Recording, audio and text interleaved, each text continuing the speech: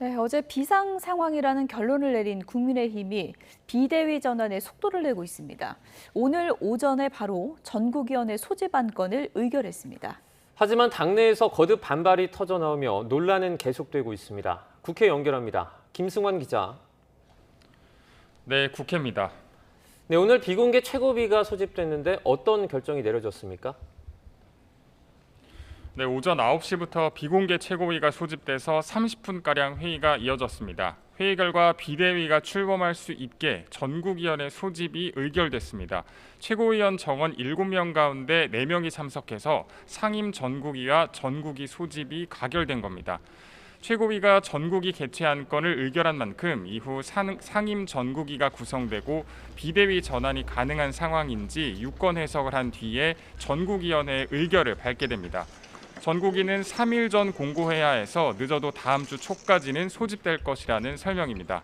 다만 비상대책위원장 임명 권한이 누구에게 있는지는 계속 논란이었는데 국민의힘은 전국위에서 당원 당규 개정을 통해서 이 부분을 명확히 정리하기로 했습니다. 전국위 소집 권한을 지닌 서병수 전국위 의장은 당초 소집에 부정적이었지만 절차상 문제가 없다면 열 수 있다는 입장으로 선회했습니다. 서병수 의장은 잠시 뒤 권성동 의원 등 중진 의원과 오찬 회동을 할 예정인데 오늘 어떤 결론을 낼지 주목됩니다. 네, 결국은 비대위로 가는 절차에 지금 속도가 붙는 모양새인데요. 하지만 당내에서 반발도 크죠. 네, 일단 절차와 방법론 또 향후 비대위 방향을 두고서 계속 논란이 이어질 것으로 보입니다.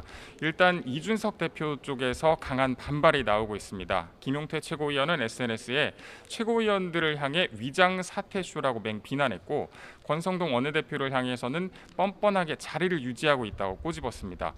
조혜진 의원은 YTN 라디오에 나와서 비대위가 이준석 대표의 복귀를 봉쇄하는 쪽으로 가면 이 대표 측에서 비대위 결정 효력 중지 같은 법적 문제를 할 수 있다고 말하면서 이 대표의 돌아올 권리를 주장했습니다. 다만 차기 당권 주자로 꼽히는 김기현 의원은 SNS에 비대위 출범을 더 늦출 이유가 없다면서 하루빨리 당 정상화를 해야 한다고 주장했습니다. 네, 이번엔 더불어민주당 소식도 짚어보겠습니다. 오늘 당권 주자들이 첫 TV 토론회에서 맞붙는다고요? 네, 당권 주자인 이재명, 박용진, 강훈식 의원은 오늘 오후 5시 50분에 TV 토론에 참석합니다. 당 혁신 방안과 지방선거, 대선 책임론 등을 두고 97 주자들이 대세론을 유지하고 있는 이재명 의원을 상대로 맹공을 펼칠 것으로 예상이 되는데요. 특히 내일부터 강원, 대구, 경북을 시작으로 온라인 투표가 시작되는데 본격적인 경선 레이스 시작을 앞두고 후보별로 차별화를 시도할 것이라는 전망입니다. 지금까지 국회에서 YTN 김승환입니다.